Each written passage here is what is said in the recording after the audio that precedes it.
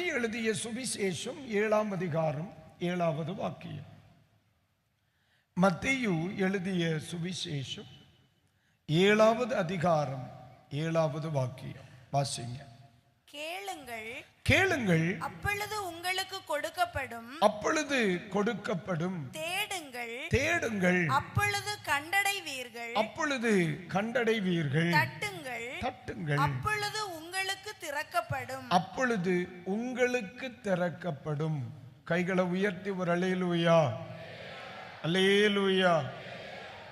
சரி, அன்புள்ள தகப்பனே, இந்த வசனத்தை எங்களுக்கு ஆசீர்வாதமாய் தாங்க. ஆமென். இந்த பகுதி மிகவும் பரிச்சயமான, எல்லாருக்குமே மிகவும் பழக்கப்பட்ட ஒரு வசனம். எல்லாருக்கும் பழக்கப்பட்ட வசனம். இந்த செய்தி, இந்த வசனம் யாருக்கும் தெரியாதுன்னு சொல்லவே முடியாது. அந்த அளவிற்கு மிகவும் பரிச்சயமான ஒரு வசனம். எல்லாரும் சொல்லுங்க. கேளுங்கள், அப்பொழுது உங்களுக்கு, தட்டுங்கள், அப்பொழுது தேடுங்கள், அப்பொழுது கண்டடைவீர்கள், தட்டுங்கள், அப்பொழுது உங்களுக்கு. இந்த இடத்துல கேளுங்கள், அப்பொழுது உங்களுக்கு என்ற வார்த்தை பயன்படுத்தப்பட்டிருக்கு. தட்டுங்கள், அப்பொழுது உங்களுக்கு திறக்கப்படும். உங்களுக்கு திறக்கப்படும். உங்களுக்கு திறக்கப்படும். யாருக்கு? உங்களுக்கு. யார் தட்டுகிறார்களோ அவர்களுக்கு, யார் தேடுகிறார்களோ அவர்களுக்கு. அல்லேலூயா. இன்றைக்கு நம்முடைய செய்தியின் தலைப்பு தட்டியும் திறக்கப்படாத கதவுகள்.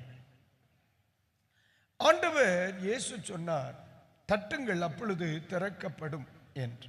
ஆனால் தட்டப்படுகிற எல்லா கதவுகளும் திறக்கப்படுகிறதா என்ற கேள்வி வேண்டும். இது உங்களுடைய உத்தரவுக்கு பின்புதான் நான் பிரசங்கிக்க முடியும். பைபிள் சொல்லுது, தட்டுங்கள், என்ன செய்யப்படும்? திறக்கப்படும். ஆனால் தட்டப்படுகிற எல்லா கதவுகளும் திறக்கப்படுகிறதா?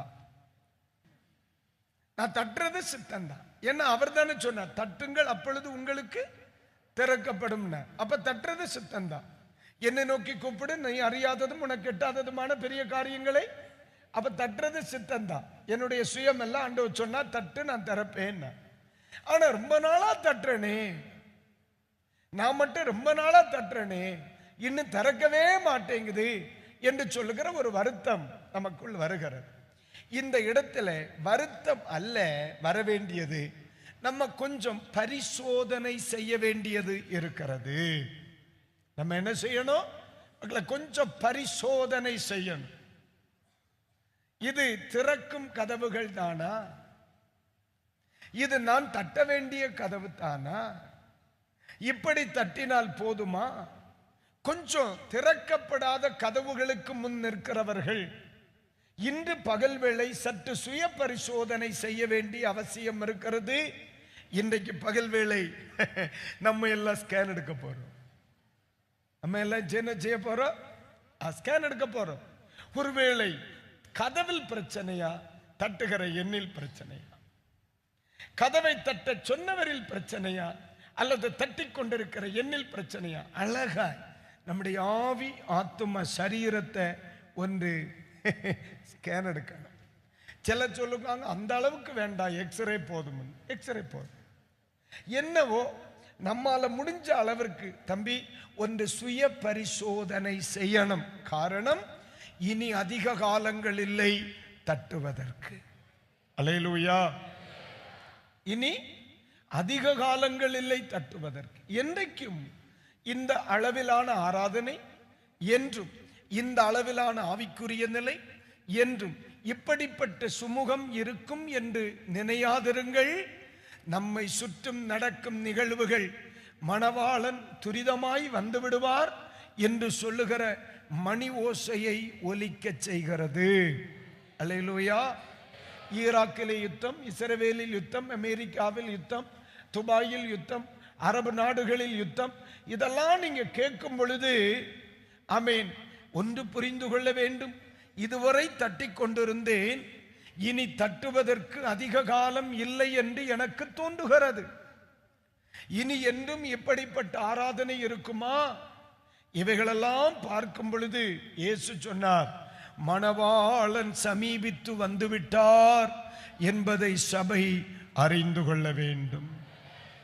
இயேசுவின் வருகை துரிதமாகிவிட்டது. இயேசுவின் சத்தம் கேட்கும் நாட்கள் வந்துவிட்டன.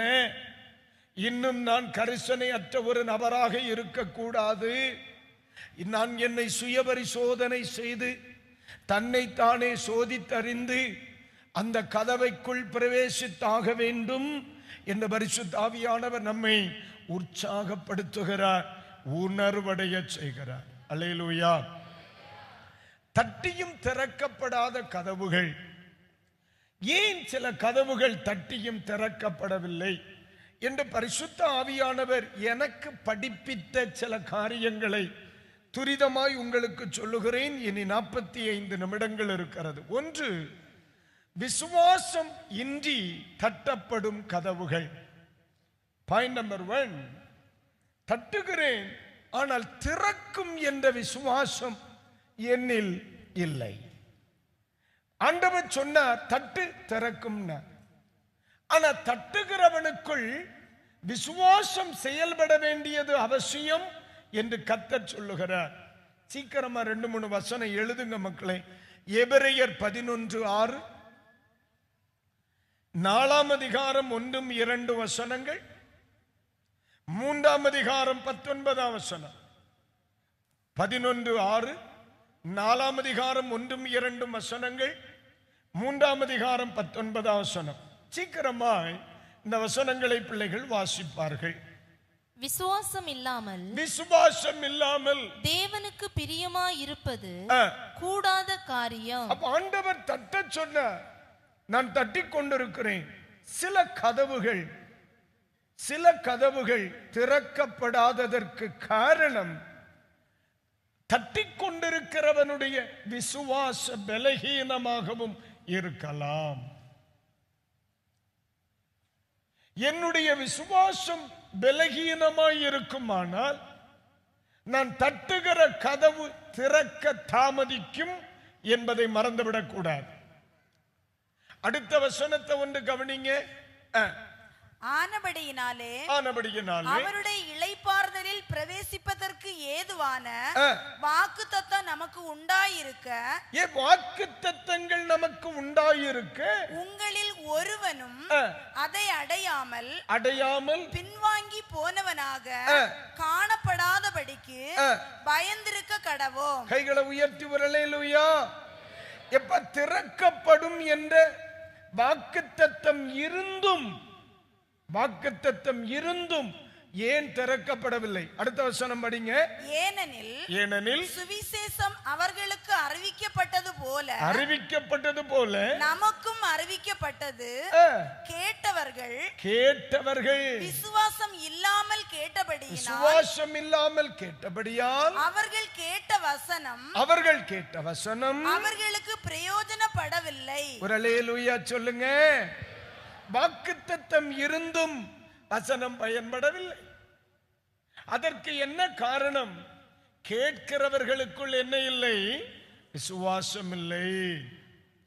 நம்ம ஏன் பரிசுத்த வேதாகமம் விசுவாச பரிவர்த்தனை அடைய சொல்லுகிறது, விசுவாச வளர்ச்சி அடைய சொல்கிறது தெரியுமா? நம்முடைய விசுவாச தளர்வு நாம் உட்பிரவேசிக்க வேண்டிய சில கதவுகளை திறக்க விடாமல் செய்துவிடும். பைபிள்ல நம்ம வாசிக்கும்போ ஆண்டவர் இயேசு ஒரு குறிப்பிட்ட கிராமத்திற்கு செல்லுகிறார். எல்லாரும் தேவை உள்ளவர்கள் வருகிறார்கள். ஆனா அவர்கள் விசுவாசியாதபடியினால் அங்கே அநேக அற்புதங்களை செய்ய முடியவில்லை என்று மத்தேயு 13ஆம் அதிகாரம் 58ஆம் வாக்கியம் சொல்லுகிறது. நிக்கிறது யாரு? இயேசு. தட்டுகிறவர்கள் யாரு? தேவை உள்ளவர்கள். அற்புதம் செய்கிற இயேசுவும் அங்கதான் நிக்கிறார். தேவை உள்ள ஜனங்கள் அங்கதான் நிக்கிறாங்க.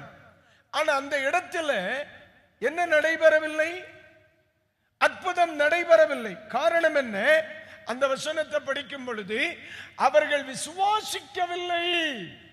அப்போ விசுவாசமின்றி தட்டப்படும் கதவுகள் திறக்கப்படவில்லை, திறக்கப்படுவதில்லை.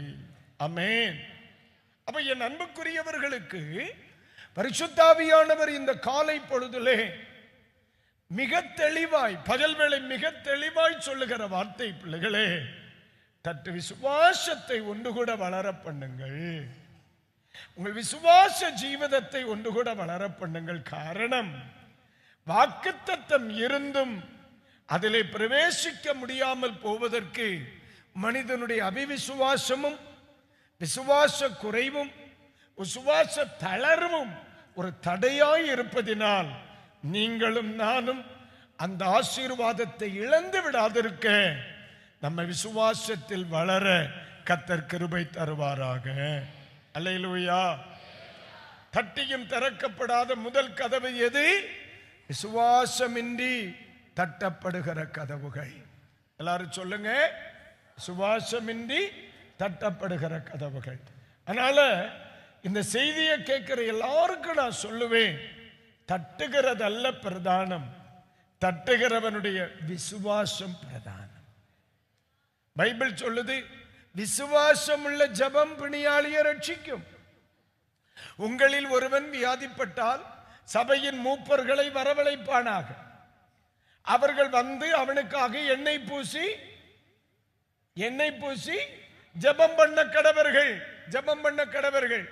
அப்ப வருகிறது யாரு? மூப்பர்கள். என்ன கொண்டு வருகிறார்கள்? எண்ணெய் கொண்டு வருகிறார்கள்.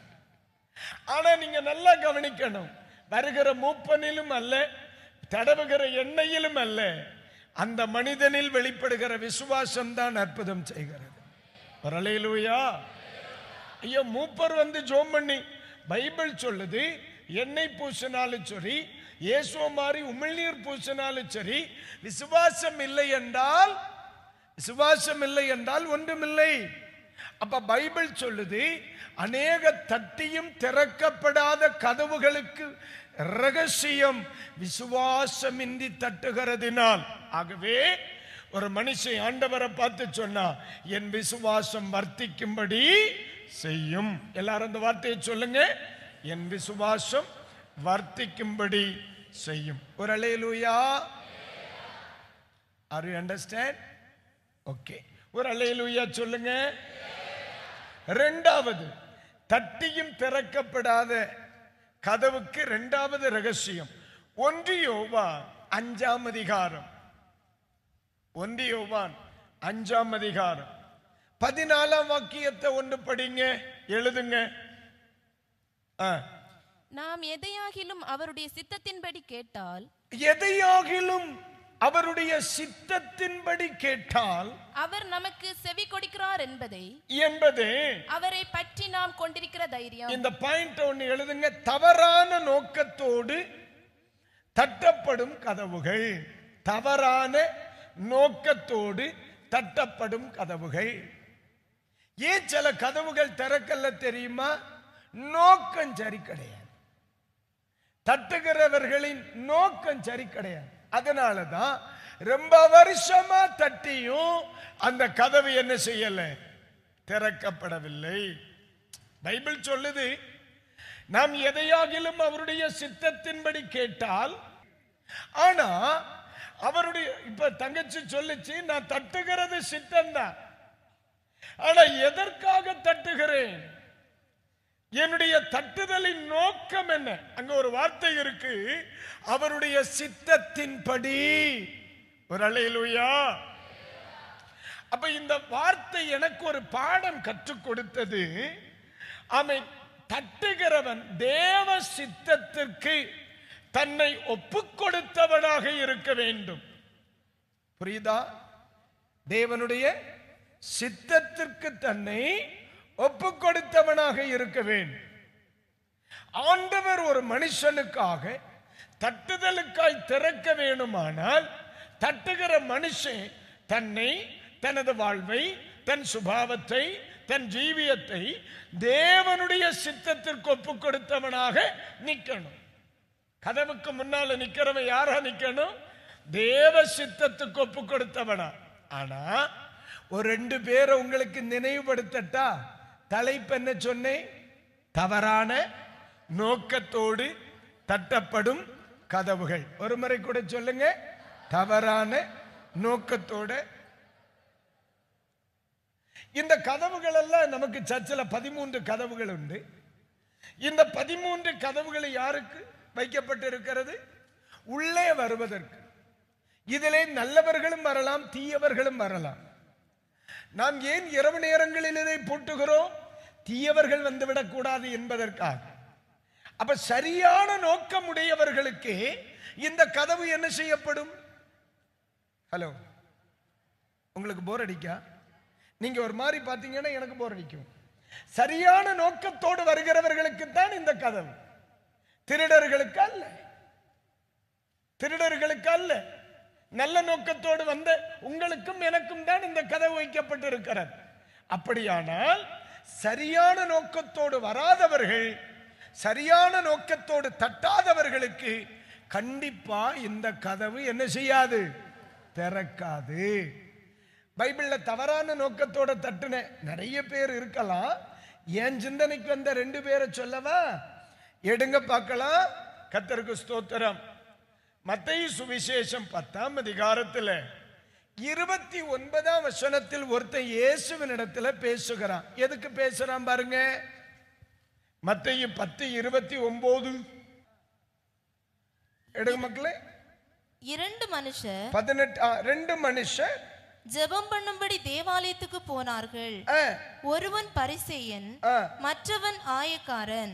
பரிசேயன் நின்று, தேவனே, நான் பரிகாரர், அநியாயக்காரர், விபச்சாரக்காரர் ஆகிய மற்ற மனுஷரை போலவும்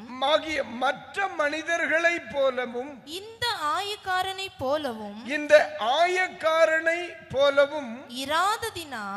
இராததினால் உம்மை ஸ்தோத்தரிக்கிறேன். வாரத்தில் 2 தரம் உபவாசிக்கிறேன். என் சம்பாத்தியத்தில் எல்லாம் தசம பாகம் செலுத்தி வருகிறேன் என்று தனக்குள்ளே ஜெபம் பண்ணினான். ஆயக்காரன் தூரத்திலே நின்று தன் கண்களை வானத்துக்கு ஏறெடுக்க துணியாமல்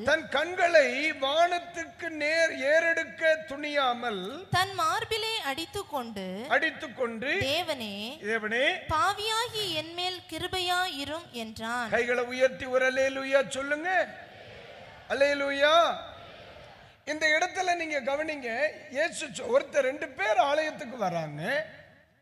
ஒருத்தர் என்ன சொல்றான்? நான் அவன மாதிரி இல்லை, நான் அவன மாதிரி இல்லை, நான் இவன மாதிரி இல்லை, நான் ஜோம் பண்றேன், நான் காணிக்க கொடுக்கிறேன், நான் ஊழியம் எல்லாம் செய்கிறேன் என்று சொல்லி தன்னை மிகைப்படுத்தி, அந்த வார்த்தையை கவனிக்கணும், தன்னை மிகைப்படுத்தி மற்றவர்களை தாழ்த்தி, அந்த ஜெபத்தில் என்ன இருக்கிறது?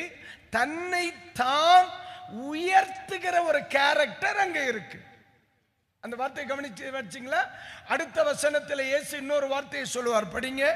அவன் அல்ல, இவனே நீதிமானாக்கப்பட்டவனாய் தன் வீட்டுக்கு திரும்பி போனான் என்று உங்களுக்கு சொல்லுகிறேன்.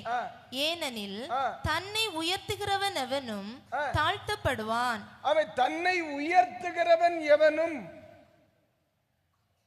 தன்னை உயர்த்துகிறவன் எவனும். அப்ப இந்த ஜெபத்தில் என்ன வெளிப்பட்டுச்சு?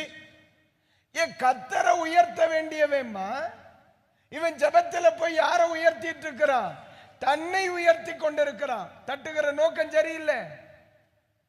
எப்ப நான் பாடுறேன், ஆண்டவர் மகிமைப்பட, ஆராதிக்கிறேன், ஆண்டவர் மகிமைப்பட, ஜெபம் பண்றேன், ஆண்டவர் மகிமைப்பட. ஆனா அங்க போய் நின்னுட்டு தன்னை உயர்த்தி செயல்படுகிறான்.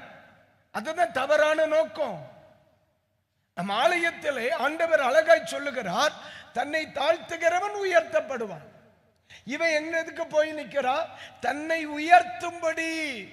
அதனாலதான் எத்தனையோ பேர் தட்டுறாங்க, ஆண்டவரே, ஆமா நான் ஊழியம் செய்யறேன் ஆண்டவரே, நான் கொடுக்கிறேன் ஆண்டவரே, நான் இதை பண்றேன் ஆண்டவரே, நான் இதை பண்றேன் ஆண்டவரே, நீர் என்னை ஆசீர்வதிப்பதற்கு நான் பாத்திரவானாக இருக்கிறேன் அப்படின்னு சொல்லி தன்னைத்தான் உயர்த்துகிறார்கள். பரிசுத்த வேதம் நமக்கு சொல்லுகிறது, தன்னைத்தான் உயர்த்துகிறவன் என்ன செய்யப்படுவான்? தாழ்த்தப்படுவான். கைகளை உயர்த்தி ஒரு அல்லேலூயா சொல்லுங்க, சத்தமா சொல்லுங்க, அல்லேலூயா, அல்லேலூயா. ஆமென். கர்த்தருக்கு ஸ்தோத்திரம். ஆமென். நம்ம என்ன, நான் ஏற்கனவே சொன்ன வசனம், ஆமென். லூக்கா சுவிசேஷம் 10ஆம் அதிகாரம் 29ஆம் வசனம் படிங்க. லூக்கா சுவிசேஷம் அதனுடைய 10ஆம் அதிகாரம் 29. ஒருத்தன் ஆண்டவர்கிட்ட போய் பேசுறான். அவன் என்ன பேசுறான் பாருங்க. அவன் தன்னை நீதிமான் என்று காண்பிக்க பாருங்க, ஆண்டவர்கிட்ட போய் பேசுறான். ஆண்டவர்கிட்ட போய் பேசுறான். அவன் தன்னை நீதிமான் என்று காண்பிக்க மனதாய் இயேசுவை நோக்கி எனக்கு பிறன் யார் என்று கேட்டான். ஆண்டவரே, எனக்கு பிறன் யார் அப்படின்னு கேட்கிறான். யார்கிட்ட போய்? அண்ட சராசரத்தை படைத்த ஆண்டவருக்கு முன்ன போய் நின்னுட்டு தன்னை நீதிமான் என்று காண்பிக்கும்படியாக. ஆண்டவர் எப்படிப்பட்டவர்? மகாபெரிய தீர்க்கதரிசி. பைபிள் அழகா சொல்லுது, அவருக்கு யாரும் எதுவும் சொல்ல வேண்டியதில்லை. அவர் மனிதனுடைய இருதயத்தில் இருந்ததை அறிகிறவர். அவர்கிட்ட இவன் போய் நின்னுட்டு தன்னை நீதிமான் என்று காண்பிக்கும்படியாய் ஆண்டோட்ட கேள்விப்படுகிறார். கேள்வி கேட்கிறாங்க. மரியாள் தன்னை விட்டு எடுபடாத நல்ல பங்கை தெரிந்து கொள்ள காரணம் என்ன? ஒரு சின்ன பிள்ளை மாதிரி காலுக்கு பக்கத்தில் போய் இருந்து கற்றுக்கொள்கிறான். ஆனா இங்க ஒருத்தன் போய் இயேசு கிட்ட கேட்கிறான், தன்னை நீதிமான் என்று காண்பிக்க. ஆறுகிட்ட? ஹலோ, சூரியனுக்கு டார்ச் அடிச்சு காட்டுது. சூரியனுக்கு டார்ச் அடிச்சு காட்டுது. பாத்தியா, விளக்கு இருக்கு, அது சூரியன் சுட்டரிக்கிறது. சர்வ வல்லமையுள்ள தெய்வத்துக்கு முன்ன போய் தன்னை யாராக காண்பிக்க போனானா? தன்னை நீதிமான் என்று காண்பிக்க. அதுதான் தவறான நோக்கம். சகோதரா, தவறான நோக்கத்தோடு ஒரு மனுஷன் போய் தட்டுவானானால் இன்னல்ல, வாய்சு காலம் முழுவதும் தட்டினாலும் திறக்காது. அல்லேலூயா. என்னுடைய ஜெபம் தவறான நோக்கம் கொண்டதாக இருக்கக்கூடாது. என்னுடைய ஆராதனை தவறான நோக்கம் கொண்டதாக இருக்கக்கூடாது. நான் அடிக்கடி சொல்லுவேன், நோக்கம் சரியா இருக்குமானால் வெற்றி சமீபமா இருக்கும். நோக்கம் சரியா இருக்குமானால். என்ன ஒருத்தன் சொல்றான், தன்னை உயர்த்த வேண்டும் என்பதற்காக, நான் அவனை போல இல்லை, நான் இவனை போல இல்லை, நான் அவளை போல இல்லை, நான் அவளை போல இல்லை, நான் பெர்ஃபெக்டா இருக்கிறேன், ஆண்டவரே என் ஜெபத்துக்கு பதிலை தாரும். ஆண்டவர் சொன்னார், தன்னை தான் உயர்த்துகிறவன் தாழ்த்தப்படுவான். தன்னை உயர்த்துவதற்கான ஒரு ஜெபம் எதுக்கு? என்னை வெளிப்படுத்த ஒரு ஜெபம் எதுக்கு? என்னை வெளிப்படுத்த ஒரு பாட்டு எதுக்கு? என் திறமையை வெளிப்படுத்த நான் ஏன் அவரை பாடணும்? பைபிள் அழகா சொல்லுது, தாழ்த்துகிறவன் உயர்த்தப்படுவான், உயர்த்துகிறவன் தாழ்த்தப்படுவான். இங்க நான் அல்ல என்னை நீதிமானாய் நிறுத்த வேண்டியது, என்னை நீதிமானாக்குகிறவர் கர்த்தர். அல்லேலூயா, அல்லேலூயா. அப்போ இந்த தலைப்பு என்ன? தவறான நோக்கத்தோடு தட்டப்படுகிற கதவுகள். அல்லேலூயா. மத்தேயு 7ஆம் அதிகாரம் எழுதுங்க. மத்தேயு 7ஆம் அதிகாரம் 21, 22, 23 வசனங்களை எழுதிட்டு 21வது வசனத்தை மட்டும் படிங்க பாப்போம். பரலோகத்தில் இருக்கிற என் பிதாவின் சித்தத்தின்படி செய்கிறவனோ பரலோக ராஜ்யத்தில் பிரவேசிப்பானே அல்லாமல் என்னை நோக்கி கர்த்தாவே கர்த்தாவே என்று சொல்லுகிறவன் அதில் பிரவேசிப்பதில்லை. ஆமென். காலம் முழுவதும் தட்டினாலும் தெய்வ சித்தத்திற்கு தன்னை அர்ப்பணிக்காதவனுடைய சத்தத்திற்கு திறக்காது. காலம் முழுவதும் தட்டினாலும் தன்னை உயர்த்துவதற்காக தட்டிக்கொண்டிருக்கிறவனுடைய கதவு திறக்காது. காலம் முழுவதும் தட்டினாலும் தன்னை நீதிமானாக்குவதற்காய் தட்டுகிறவனுடைய கதவு ஒரு காலமும் திறக்காது. அல்லேலூயா. ஆனால் தேவ பிள்ளைகளுக்கு ஆண்டவர் சொல்லுகிறார், தட்டுங்கள் உங்களுக்கு திறக்கப்படும். கைகளை உயர்த்தி ஒரு அல்லேலூயா. அப்ப எனக்கு என்ன படிப்பினை? இந்த பகல்வேளை எனக்கு என்ன படிப்பினை? அமை தவறான நோக்கத்தோடு ஒரு நாளும் கதவு தட்ட நிற்கப்படாது. தவறான நோக்கத்தோடு ஒரு நாள் கதவு தட்டணிக்கப்பட ஒரு சம்பவம் எனக்கு ஞாபகத்துக்கு வரும். நீங்க எதை கேட்டாலும் தருவேன்னு சொன்னதெல்லாம் சரிதான். ரொம்ப வருடங்களுக்கு முன்னால வேதாகம கல்லூரியில் நான் படித்துக் கொண்டிருக்கும் பொழுது எங்கள் வகுப்பிலே ஒரு ஆசிரியர் ஒருவர் சொன்ன ஒரு சம்பவம். அவருடைய திருச்சபையில் ஒரு வாலிப தம்பி ஊழியத்திற்காக சில வருடங்கள் படித்தார். ஊழியத்திற்காக தன்னை பழக்குவித்துக் கொண்டு அவரோடு கூட பயிற்சியாளராக இணைகிறார். பயிற்சியாளராக சபையிலே பயிற்றுவிக்கப்பட்டு கொண்டிருந்த காலத்தில் அவனுடைய குடும்பத்தார் திருமணத்தை காண துணையை தேட ஆரம்பித்தார்கள். திடீரென்று ஒரு நாள் இந்த வாலிபனுக்கு அந்த சபையில் உள்ள ஒரு பெண்மணியின் மேல் நாட்டம் உண்டாயிற்று. உடனே அந்த விருப்பத்தை போதகரிடத்திலே சொல்லுகிறார். முதலிலே பெற்றோரிடத்தில் சொல்லுகிறான். அவர்கள் செவி சாய்க்கவில்லை. காரணம், அந்த பிள்ளையின் குடும்பம் இந்த பையனுக்கு எச்சூழலிலும் ஒத்துப்போவதல்ல. இது உண்மை. பெற்றோர் இதிலே செவி சாய்க்காதபடியினால் இவன் இந்த தேவையை யாரிடத்திலே எடுத்து போகிறான்? தன்னுடைய போதகரிடத்திலே எடுத்து போகிறான். போதகர் சொன்னார், தம்பி, இது உச்சிதம் அல்ல, நம்முடைய திருச்சபைக்குள் அது வேண்டாம். அது மாத்திரமல்ல, உன் குடும்ப சூழல் வேறே, அவர்களுடைய குடும்ப சூழல் வேறே. நீங்கள் இருவரும் இணைவது என்பது சாத்தியமற்றது. அவர்களுடைய பிள்ளையை அவர்கள் ஊழியர்களுக்கு கொடுக்கும் நிலைப்பாடு இல்லை. ஆகவே நீ ஆண்டவரால் அழைக்கப்பட்டவன், ஊழியத்திற்காக பயிற்றுவிக்கப்பட்டு கொண்டிருக்கிறாய். நீ என்ன செய்? தேவ சித்தத்துக்கு உன்னை ஒப்புக்கொடு, இது உனக்கு வேண்டாம் என்று சொல்லுகிறான். ஆனாலும் இவனுடைய இருதயத்திலே அந்த அந்த விருப்பம் அவனை விடவில்லை. இவன் என்ன செய்கிறான்? இனி பரிகரிக்கப்படுகிற கடைசி சத்துரு மரணம் என்று சொன்னது போல இனி யாரையும் நம்பி பிரயோஜனம் இல்லை, ஜெபம் என்கிற ஆயுதத்தை கையில் எடுத்து விடலாம் என்று நினைத்து 41 நாட்கள் 21 தானோ, அதை 40, சாரி, எனக்கு 21 ஞாபகம் இல்லை. அவன் ஒரு குறிப்பிட்ட நாட்கள் உபவாசம் பண்ணினான். எதற்கு? திருச்சபையில் உள்ள அந்த குறிப்பிட்ட பிள்ளை தனக்கு மனைவியாக வேண்டும் என்ற நோக்கத்தோடு உபவாசம் பண்ண ஆரம்பித்தான். ஆனால் இந்த நோக்கத்தை அவன் யாரிடத்திலும் சொல்லவில்லை.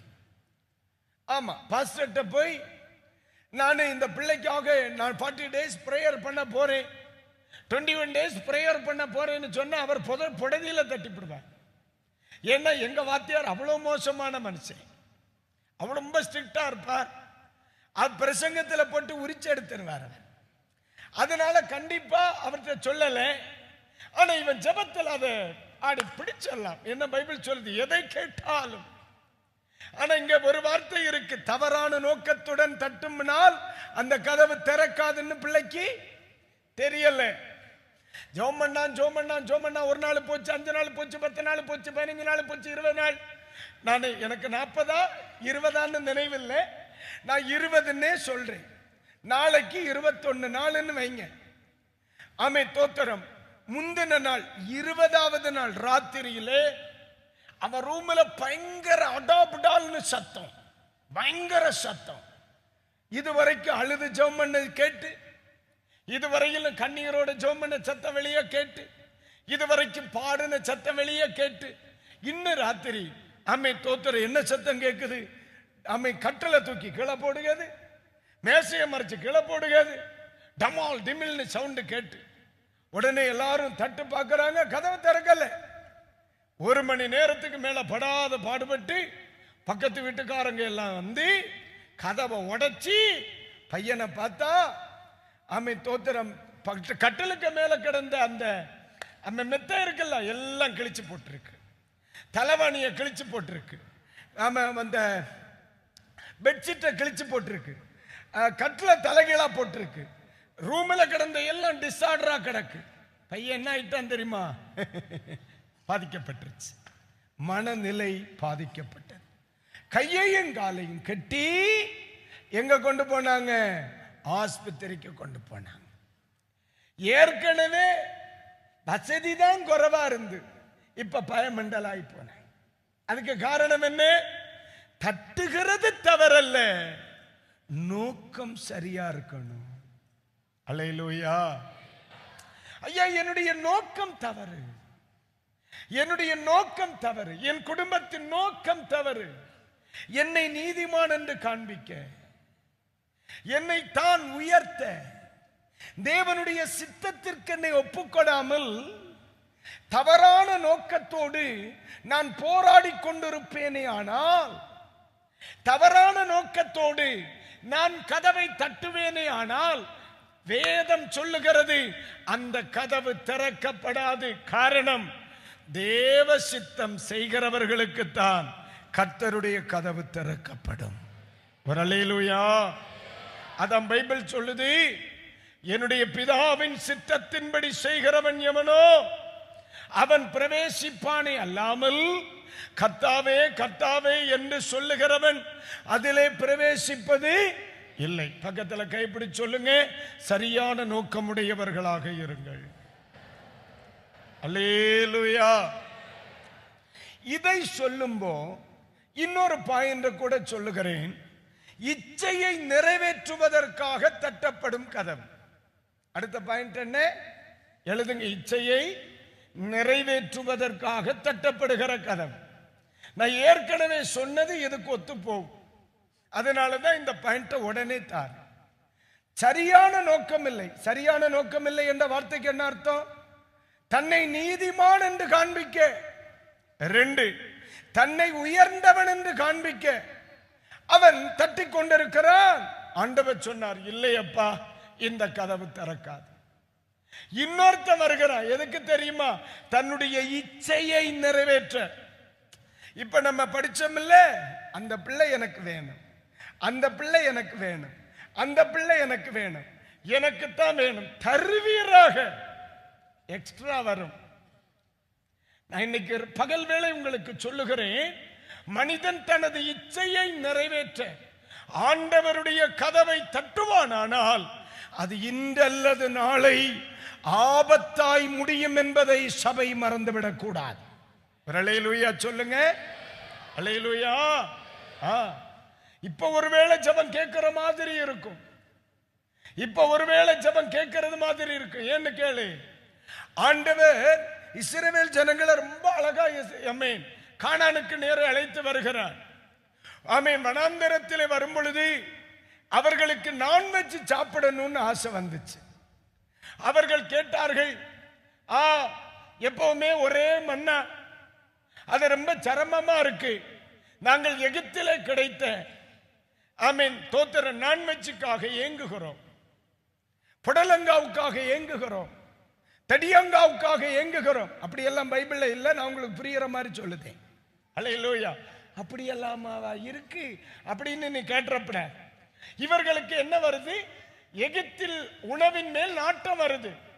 உடனே ஆண்டவர்கிட்ட போறாங்க, நீ தந்தே ஆகணும். ஆண்டவரை பரிச்சை பார்க்கிறாங்க. மோசைக்கு வேற கடுப்பாகுது. கோபத்தோட மோசை ஆண்டவர்கிட்ட போற. ஆண்டவர் சொல்றார், நீ ஏன் டென்ஷன் ஆகுற? அவங்களுக்கு நான்வெஜ் தானே வேணும், கொடுத்துருவோம் அப்படின்னு சொல்லி எல்லாருக்கும் கர்த்தர் என்ன செய்தார்? வனாந்தரத்திலே காடைகளை கொடுத்தார். ஆனால் அவர்களுடைய ஆத்துமாவிலேயோ இளைப்பை வரப்பண்ணினார். அல்லேலூயா. இளைப்பை வரப்பண்ணினார். இச்சையினால் தட்டப்படுகிற கதவுமா? அந்த பையன் எதுக்கா தட்டுனா? தன்னுடைய இச்சையினால். இஸ்ரவேல் ஜனங்கள் எதுக்கு தட்டுனாக? இச்சையினால்.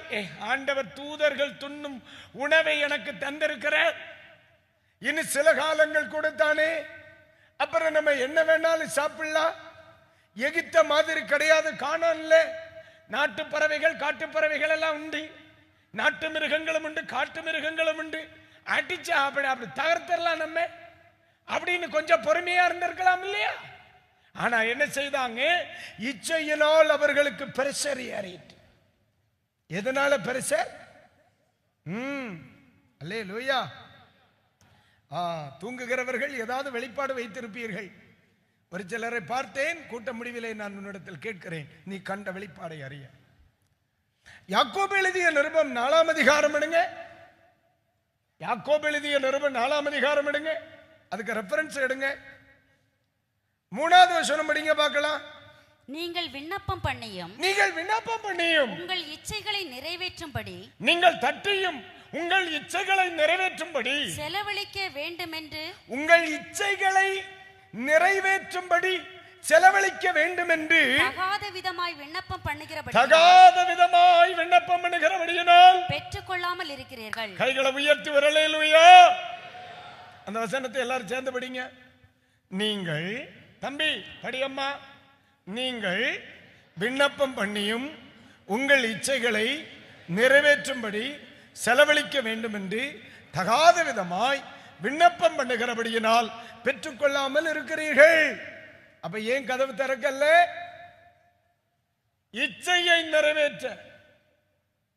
இச்சையை நிறைவேற்ற செலவழிக்கணும். அதனால நான் தட்டிட்டு இருக்கேன்.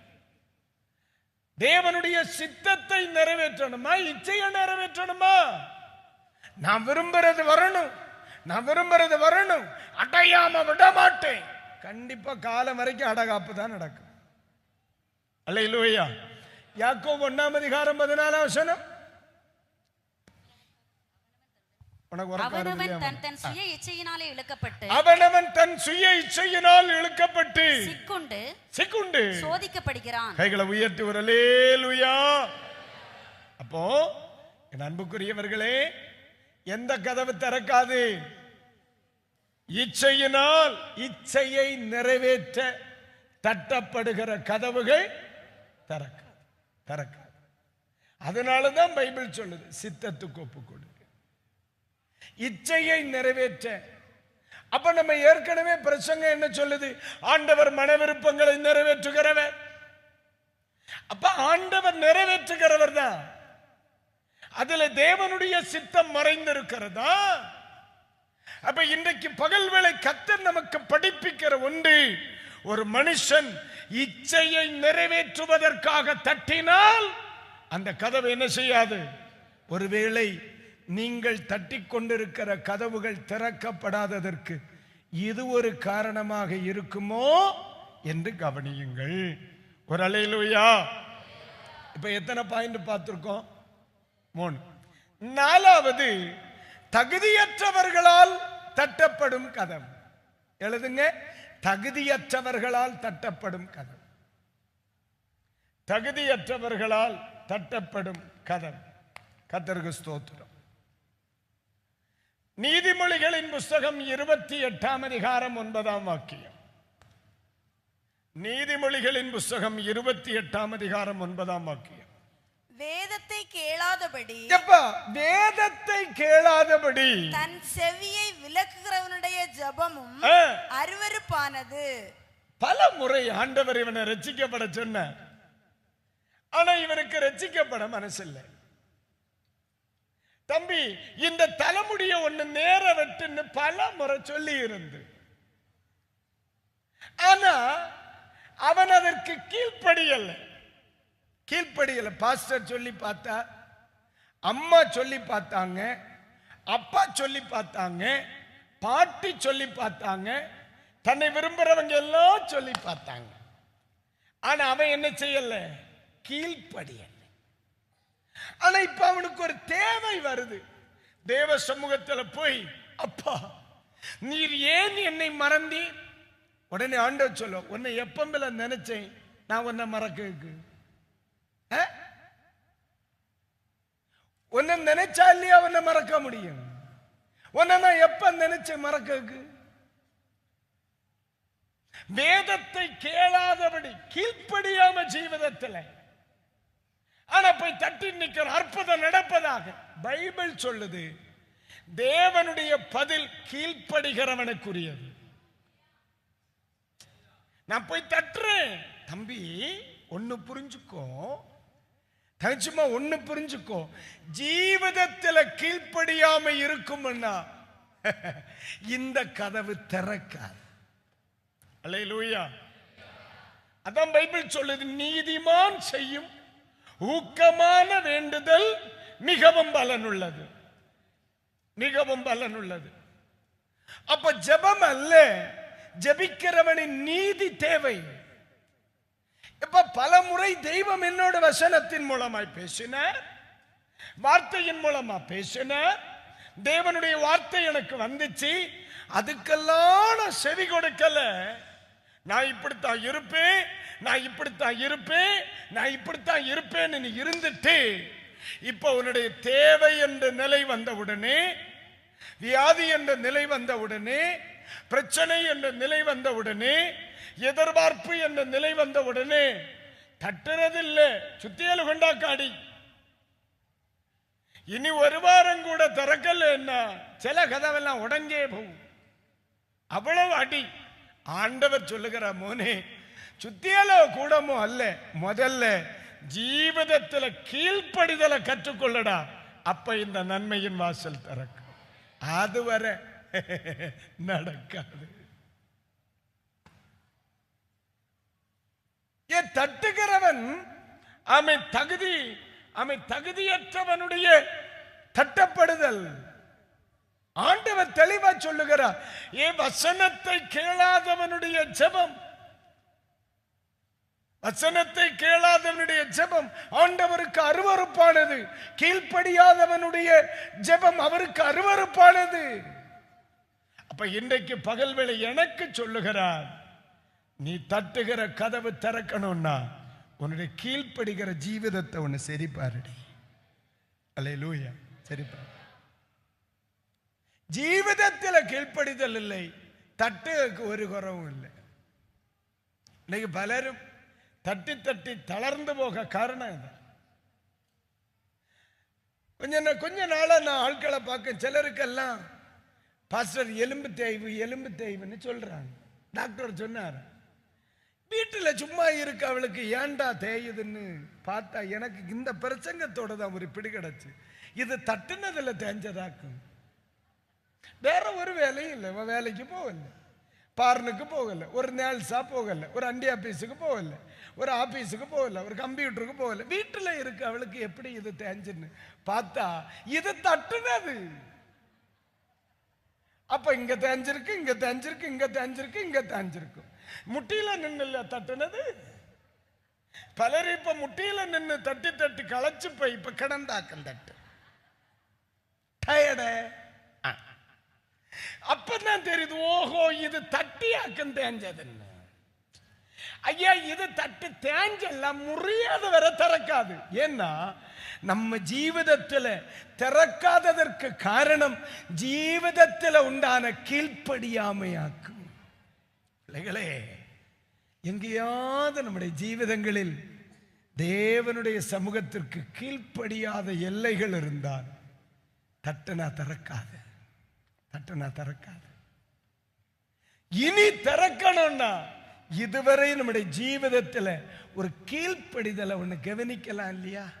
ஐயா, கீழ்ப்படிதலை ஒன்று பரிசோதனை செய்யணும். காரணம், இந்த கதவு திறக்கணும்னா என்ன வேணும்?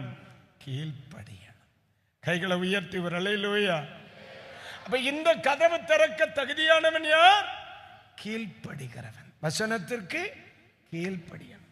ஆண்டவர் சொன்னார், என் பிள்ளைகளுக்கு வசனத்தை கொடுத்தேன், அதை அவர்களோ அந்நிய காரியமாய் நினைக்கிறார்கள். அல்லேலூயா.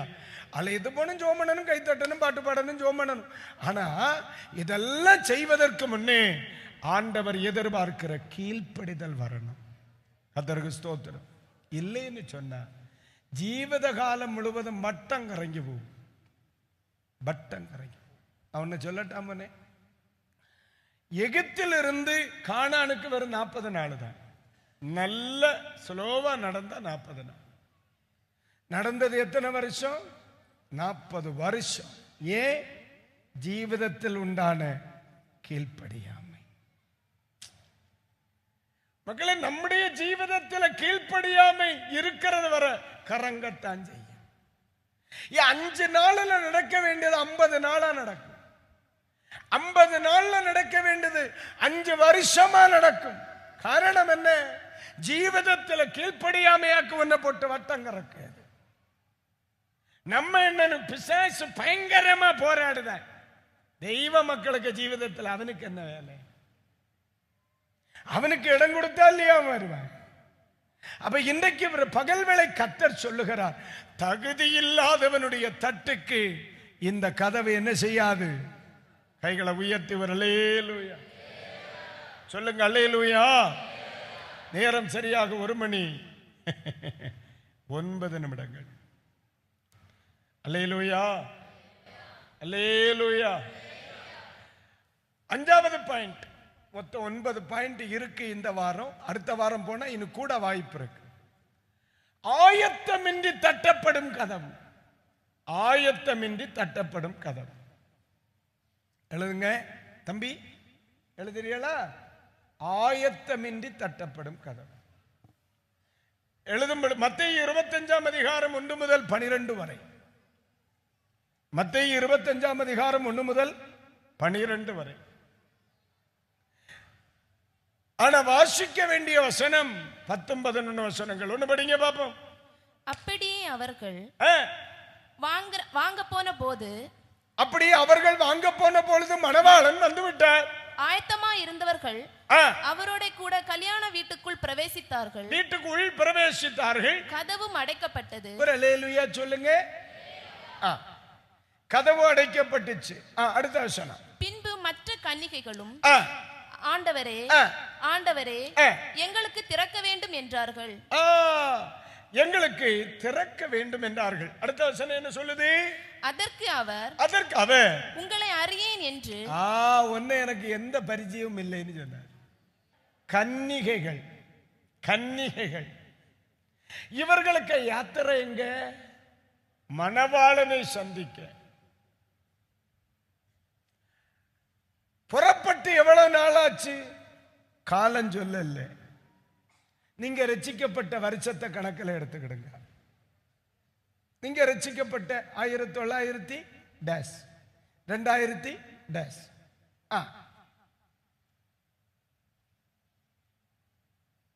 கையில என்னெல்லாம் இருக்கு? தீவட்டி, மம்பட்டியா? என்னல தீவட்டி, எண்ணெய். கிளம்பியாச்சு. எங்க போற? மணவாளன் சந்திக்க. கிளம்பினப்போ எல்லாம் நல்லா தான் இருந்து, பாதிக்க பற வந்த உடனே விளக்கல எண்ணெய் தீந்து போய் லைட் அணைஞ்சிட்டு. லைட்டு என்னவோ ஒரு கஷ்டகாலம் பாருங்க. மணவாளனுக்காக காத்திருந்த நேரம், அவர் வந்த நேரம் ராத்திரி நேரம் ஆகி போச்சு. இதுவரைக்கும் அனுகூலமான நேரத்தில் தான் கூட்டம். நம்ம ஜபங்களை வசதிக்கேற்றபடி ஆராதனை, வசதிக்கேற்றபடி ஜபம், வசதிக்கேற்றபடி உபவாச ஜபம், வசதிக்கேற்றபடி 24 மணி நேர ஜபம், வசதிக்கேற்றபடி காத்திருப்பு கூட்டம், வசதிக்கேற்றபடி. ஆனா இயேசு வருகிறது வசதிக்கேற்றபடி இருக்காது. ஹல்லேலூயா, ஹல்லேலூயா, ஹல்லேலூயா. உள்வாங்குது, உள்வாங்குது. உங்களுக்கு வசதிப்பட்டா வாங்க. இந்த ஜெபம் வச்சா உங்களுக்கு வர வசதியா இருக்குமா? பாஸ்டர் பாவம் இறக்காரு. இன்னைக்கு நம்ம வீட்டு ஜெபம் வச்சா உங்களுக்கு வர வசதியா இருக்குமா? ப்ரே பண்றேன் பிரதர். இன்னைக்கு நம்ம ஃபேமிலி பிரேயர் வச்சா உங்களுக்கு வசதியா இருக்குமா? அப்ப பாஸ்டர் ஜெபம் வைக்கிறது விசுவாசியின் வசதிக்கு ஏற்ப, விசேஷ கூட்டம் வசதிக்கு ஏற்ப, இரவு ஜெபம் வசதிக்கு ஏற்ப. ஆனா மணவாளன் வருகிறப்போ கடபூட்டு நபர் அவர் வரும் பொழுது வசதிக்கு ஏற்ப அல்ல, அவருக்கு தோணும் அவர் வருவார். இரு நல்லா சகோதரா, ட்ரை பண்ணி வசதி கிடைச்சா வருவேன், வசதி கிடைச்சா ஆராதிப்பேன், வசதி கிடைச்சா, இதெல்லாம் வசதி தான். ஆனா அதுல வராதே, சிக்கவே இல்லை. ஏன்னா நம்மள மாதிரி ஒரு மணவாளன்னா அவர் யோசிப்பார், ராத்திரி கடை பூட்டி இருக்கும், பிள்ளைகளுக்கு என்ன இருக்கோ இல்லையோ விடிஞ்ச பிறகு போகலான்னு. ஆனா நம்ம மணவாளன் தான் ரொம்ப நீதி உள்ளவராச்சே. அவர் வந்து நிக்காரு நடுஜாமத்துல. இப்ப வசதிக்கு கோயிலுக்கு போனவை எல்லாம் பக்கத்துல மைனி 1/4 லிட்டர் மண்ணெண்ண தெரிவியான்னு ஒரு காலத்துல வசதிக்கு ஓடனதாக்கும். அம்மை கொஞ்சம் ரிஸ்க் எடுக்க முடியல தெய்வத்திற்கு வேண்டி.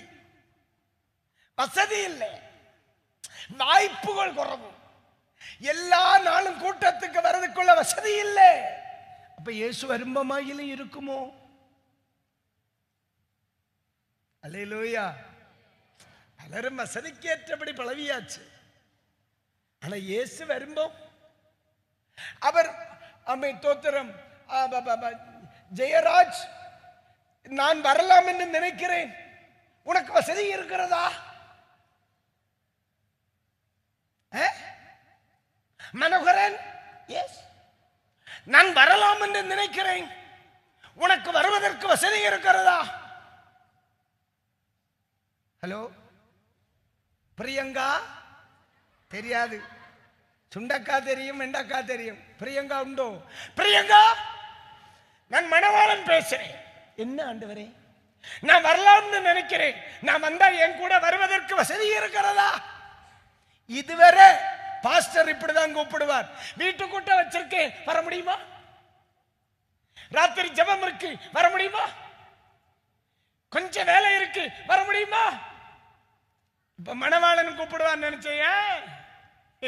ஊத்தாம்பட்டி மணவாளன் உனக்கு என்ன போன் பண்ணிட்டா வருவார்? அது நினையாத நேரத்தில் வருவார். அல்லேலூயா, அல்லேலூயா. அது நடுராத்திரி வந்துட்டார், வந்ததே வந்தார், கதவு போட்டுன பிறகு வந்துட்டார். ஆனா உண்மையிலே சொல்றேன், புத்தி இல்லாதவர்கள்னு சொல்லுகிறத விட அல்லேலூயா அம்மை கரிசனை இல்லாதவர்கள் சொல்லணும். கொஞ்ச நாளா உன் கூட கொஞ்சம் பேர் ஒரு கையில விளக்கும், இன்னொரு பையில இன்னொரு கேனையும் கையில பிடிச்சு நடக்கிறானே. நீ அதை பார்த்தே இல்ல, நீ அதை பார்த்தே இல்ல.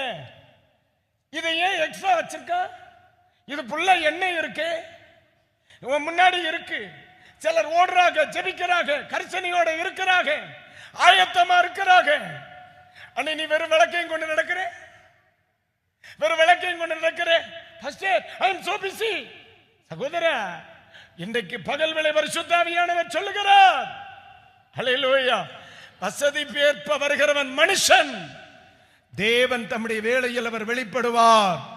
ஆயத்தப்பட்டு நின்றால் கதவு திறக்கப்படும். அல்லேலூயா. சபை எதற்கு ஆயத்தப்படணும்? தேவனுடைய வருகை பைபிள் அழகா சொல்லுகிறது. நன்மை கிடைச்சதோ, ஆசீர்வாதம் கிடைச்சதோ, விடுதலை கிடைச்சதோ, பணம் கிடைச்சதோ அல்ல. மணவாளனாகிய இயேசு சீக்கிரம் வரப்போகிறார். அல்லேலூயா. விளக்கு மட்டும் போதாது, ஊற்றப்படுவதற்கு எண்ணெய் கையில வேணும். இனி வசதிக்கு ஏற்ப காலம் அல்ல. அப்ப யாருக்கு திறக்கப்படவில்லை? ஆயத்தமின்றி தட்டி கொண்டிருக்கிறார்கள். அந்த வசனம், முந்தின வசனம் படிமக்களே, என்ன சொல்லி இருக்கு? பின்பு மற்ற கன்னிகைகளும் வந்து, ஆண்டவரே, ஆண்டவரே, எங்களுக்கு திறக்க வேண்டும் என்றார்கள். என்ன சொல்ற? ஆண்டவரே, ஆண்டவரே, எங்களுக்கு நீர் என்ன செய்யணும்? திறக்கணும். நல்ல காலத்தில் வசனம் கிடைச்சப்போ கீழ்ப்படியல, அபிஷேகம் பெற்றுக்கொள்ளணும்னு சொன்னப்போ இவனுக்கு வேற சோழி இல்லை. ஆண்டவருடைய வார்த்தைகள் நேரு வந்தப்போ அந்த வசனத்துக்கு கீழ்ப்படியல. ஆனா இப்போ காலம் கடந்த பிறகு ஆண்டவரே எங்களுக்காக திறக்கணும். அல்லேலூயா. ஏன் திறக்கப்படவில்லை? தட்டுங்கள் திறக்கப்படும் என்று சொன்னார். ஏன் திறக்கப்படவில்லை? ஆயத்தத்தோடு தட்டவில்லை. என் அன்புக்குரியவர்களே, இன்றைக்கு பகல் வேளை கர்த்தர் எச்சரிக்கிறார். எல்லாம் சாதகமா இருக்கும் நினைக்கப்படாது, எல்லாம் சாதகமா இருக்கும் நினைக்கப்படாது. பாருங்க, ஒவ்வொரு வருஷமும் எல்லாருடைய வசதிக்கு ஏற்பதான் நான் கூட்டங்களை வைப்பேன். ஆனா அதனால இப்படித்தான் இயேசு வருவார் நினைக்கப்படாது. இந்த நாள் மிக பிரதானமான காரியங்கள் உண்டு. கர்த்தர் அனுமதித்தால் பின்பு இப்பொழுதாக சொல்றேன். சில கதவுகள் திறக்கப்படாததற்கு காரணம், பரிசுத்த ஆவியானவர் ஒரு காரியத்தை மட்டும் சொல்லுவார் மக்களே.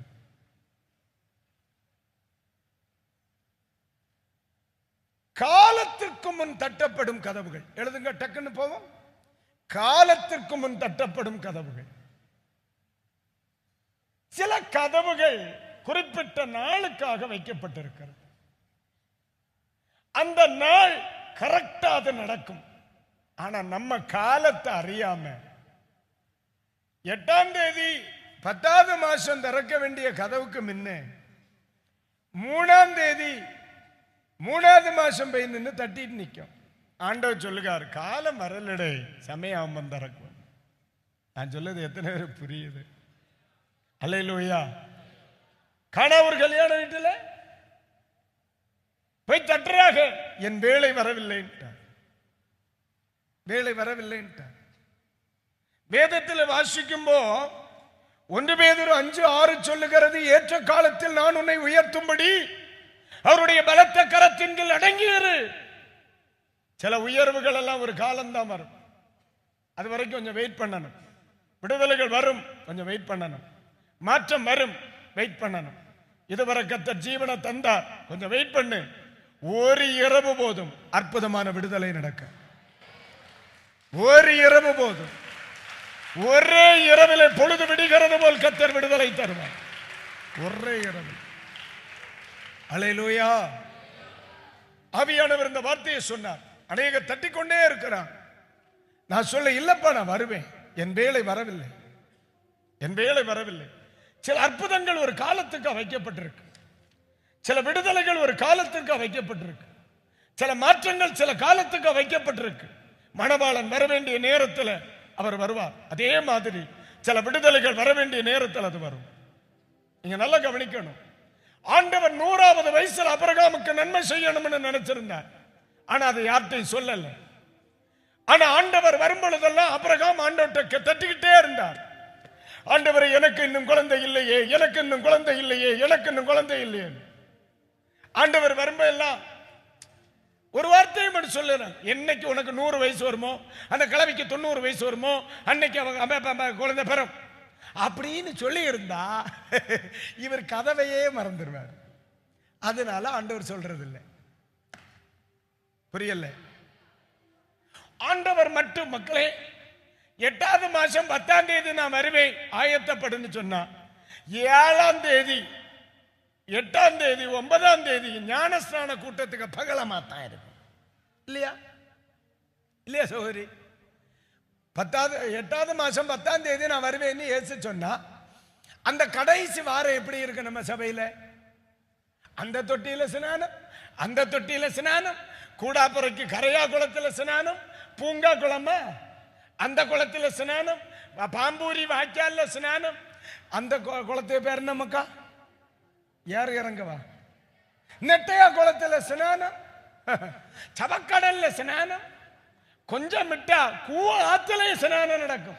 ஏன்னா 7, 8, 9, 10 ஆக 3 நாள் தான் உண்டு. சுத்திகரிக்கணும், உப்பு கொடுக்கணும், 10ஆம் தேதி வருவார்னு. அதனாலதான் ஆண்டவர் சொன்னார், ஆபிரகாம்கிட்ட சொல்லல 100 வயசுல தருவேன், ஆபிரகாம்கிட்ட சொல்லல, நான் உனக்கு தருவேன். இப்ப டெய்லி தட்டு நடக்கு. அப்பா ஏன் என்னை கைவிட்டீர் போல, அப்புறம் கை ஒண்ணு விடல, சமயாம்பம் வருவேன். ஆனா எப்பொழுது இந்த 99வது வயசுல அழகா வந்து சொன்ன அடுத்த உற்பவ காலத்து கிட்டத்திலே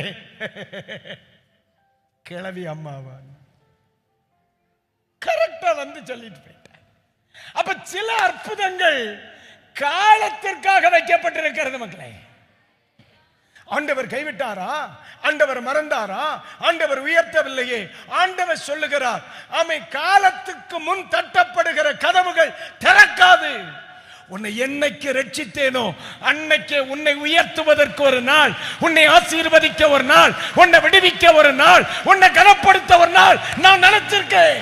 அன்னைக்கு நான் உனக்கு அற்புதம் தருவேன். அல்லேலூயா.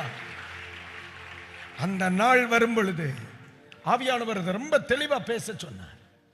காலத்துக்கு முன் தட்டப்படுகிற சில கதவுகள் இன்னும் திறக்கப்படவில்லை.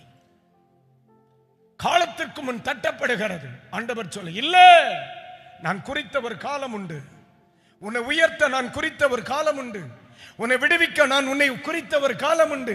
உனக்கு அற்புதம் செய்ய நான் குறித்த ஒரு காலம் உண்டு. உன்னை ஆசீர்வதிக்க நான் குறித்த ஒரு காலம் உண்டு. அன்னைக்கு உன் வீட்டுக்கு நான் வருவேன், உன்னை நான் விடுதலை ஆக்குவேன், எவனும் தடுக்க முடியாது. தேவன் குறித்த காலம் அந்த கதவு திறக்கப்படும். ஹல்லேலூயா. இது சில குடும்பங்களுக்கு தீர்க்க தரிசனம், சில பிள்ளைகளுக்கு தீர்க்க தரிசனம். ஹல்லேலூயா. விசுவாசம் தளர்ந்ததா? சோர்ந்து போய் இருக்கிறாயா? ஆண்டவர் பதில் தரவில்லை என்ற வருத்தம் இருக்கிறதா? ஏன் இந்த விடுதலை என் குடும்பத்தில் நடக்கவில்லை என்று நினைத்துக் கொண்டிருக்கிறாயா? தேவன் எல்லாவற்றையும் அதன் காலத்தில் செய்கிறவர். உன் குடும்பத்திலே கர்த்தர் செயல்படுகிற ஒரு காலம் உண்டு, காலம் உண்டு. தட்டிக்கொண்டே தட்டிக்கொண்டே அபரகாம் அப்படித்தான் தட்டினார். தட்டிக்கிட்டே இரு. காலையில் எழும்பு தட்டு, மத்தியானம் தட்டு, சாயந்தரம் தட்டு. அது கரெக்டா நடக்கும். கர்த்தர் சொன்னது தடைப்படாது. கர்த்தர் நினைச்சது தடைப்படாது. அப்பா நினைச்சது தடைப்படாது. அப்பா நினைச்சது தடைப்படாது. தட்டிக்கிட்டே இரு. அல்லேலூயா. ஆனா ஒண்ணு மட்டும் சொல்றேம்மா, அவர் திறக்கிற வேளை வரும் பொழுது நடக்கிறதெல்லாம் மிராக்கிளா இருக்கு. அல்லேலூயா. இத்தனை வருடங்கள் நீங்க தட்டுனது நீதியாய் கணக்கிடப்படும். ஆவியானவர் தெளிவா சொல்றார். இத்தனை வருடம் நீ அழுததெல்லாம் நீதியாக கணக்கிடப்படும். ஆமா. அல்லேலூயா. நான் ஒரு வார்த்தை சொல்றேன். ஒரே இரவில் ஆண்டவர் அந்த வீட்டிற்குள் வந்து எப்படிப்பட்ட பிரச்சனைக்குரிய பிரச்சனையாய் இருந்தாலும் சொப்பனத்திலே அவர் சுகமாக்கி போவார். உனக்கே தெரியாது. அவன் காலையில சுகமா எழும்பி நிற்பான். அதுதான் தெரியும். அல்லேலூயா. உன் கண்ணீருக்கு பதில் காலங்கள் வெளிப்படும் போது அவர் தருகிற மிராக்கள் அப்படி இருக்கும். காலம் ஆண்டவர் இதை சொல்ல சொன்னார். உன்னை உயர்த்த நான் ஒரு காலம் வைத்திருக்கிறேன். உன்னை கனப்படுத்த ஒரு காலம் வைத்திருக்கிறேன். உன்னை வெளியே கொண்டு வர ஒரு நாள் வைத்திருக்கிறேன். அது வரைக்கும் தட்டிக்கொண்டே இரு. நான் வருவேன். ஒரு உற்பவ கால திட்டத்தில் உன்னை தேடி நான் வருவேன். நான் வருவேன். அது வரைக்கும் ஆயத்தமாயிரு. அது வரைக்கும் ஆயத்தமாயிரு. உன் கண்ணீர் வீண் போவதில்லை. பாஸ்டர் அடிக்கடி சொல்லுகிற ஒரு வார்த்தை, எனக்கு ஆண்டவர் சொன்ன வார்த்தை, அழுகிறவனுடைய கண்கள் அழுகிறதை காணாமல் கல்லறை செல்லாது. அழுகிறவனுடைய கண்கள் அழுகிறதை காணாமல் கல்லறை செல்லாது. செல்லாது. ஒரு அல்லேலூயா சொல்லுங்க. சத்தமா சொல்லுங்க அல்லேலூயா. ஆமென். ஒரு காலத்திற்காக அவர் எழும்பி நிற்போம். ஏன் சில கதவுகள் திறக்கப்படவில்லை?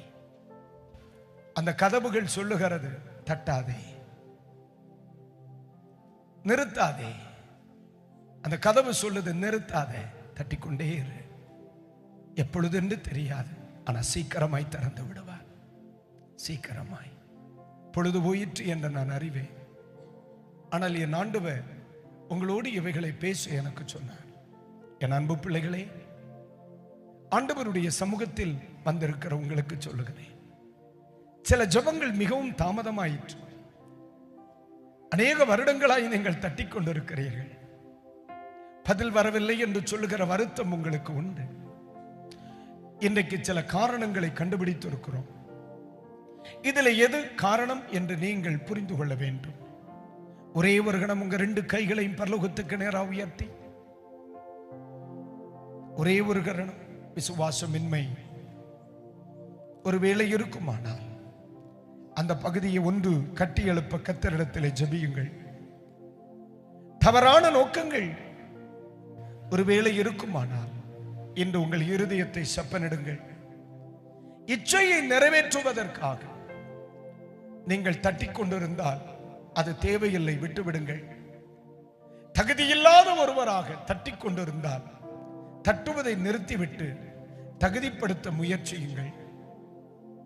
ஒருவேளை ஆயத்தம் இல்லாத ஒருவராக பயணித்துக் கொண்டிருப்பீர்கள், ஆனால் இன்னும் நீங்கள் பயணிக்க வேண்டாம், ஆயத்தப்படுங்கள். சீக்கிரமாய் எஜமானன் வந்து விடுவார், மணவாளன் வந்து விடுவார். காலத்திற்கு முன் தட்டிக் கொண்டிருக்கிறீர்களா? கர்த்தர் சொல்லுகிறார், என் வேலை இன்னும் வரவில்லை மகனே. எத்தனை பேருக்கு இந்த வார்த்தைகளில் எது உங்களுக்கு அறிக்கையிட தோன்றுகிறதோ நீங்கள் அறிக்கையிடலாம். ஏற்ற காலத்தில் நான் உன்னை உயர்த்தும்படி என் பலத்த கரத்தின் கீழ் அடங்கியிரு மகனே, என் பலத்த கரத்தின் கீழ் அடங்கியிரு. நான் உன்னை மறக்கவில்லை. உன்னை நான் சரியான நேரத்தில் நான் வந்து உன்னை ஆசீர்வதிப்பேன். நான் உன்னை தேடி வருவேன். மம்பரின் சபபூமிக்கு தேடி வந்தவர், மம்பரின் சபபூமியில் தேடி வந்தவர்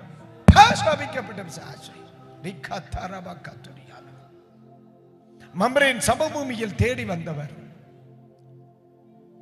இன்றைக்கு பகல் பொழுதிலே அவர் தேடி வந்திருக்கிறார். ஒரு வார்த்தை எனக்கு சொல்ல தோன்றுகிறது. இன்றைக்கு பகல் வேளை சிலருக்கு கர்த்தர் குறித்த காலம் வந்திருக்கிறது. ஆமா ஆமா, இதை சொல்லுகிறார். அப்படியே ஜெபம் பண்ணிக்கிட்டே இருங்க. பரிசுத்த பிரசன்னத்தை விரும்புங்க. Glory to God, glory to God, glory to God, glory to God. ஜெபம் பண்ணிக்கிட்டே இரு, சத்தம் உயரட்டும். கண்ண மூடு தம்பி, கண்ண மூடு தம்பி. ஜெபம் பண்ணிக்கிட்டே இரு. ஷபலா துனா ஹம்தாரபா கத்துரா. Jesus name, Jesus name. ஜெபம் பண்ணிக்கிட்டே இருங்க, சத்தம் உயரணும். இப்ப யாரும் கை தட்டக்கூடாது, சத்தம் உயரணும். ஆவியானவர் ரொம்ப தெளிவா இடைபடுகிறார். தோத்திரம். ஆயத்தம் இல்லாம, கையில எண்ணெய் இல்லாம நிக்கிறியாமா? விளக்கு எரியுது, ஆனா சீக்கிரம் அணைஞ்சிரும். கையில எண்ணெய் இல்லையா? அபிஷேகத்தின் அனுபவம் இல்லாம நிக்கிறீங்களா? ஆவிக்குரிய அனுபவம் இல்லாம நிக்கிறீங்களா? என் நல்ல ஆராதிச்சு பலப்பட்டு கிருபையில வளர வேண்டிய நாட்கள் இது. சோதரா சோதரா சோதரா சோதரா சோதரா சோதரா. இப்ப கர்த்தர் தெளிவா சொல்லுகிறார்.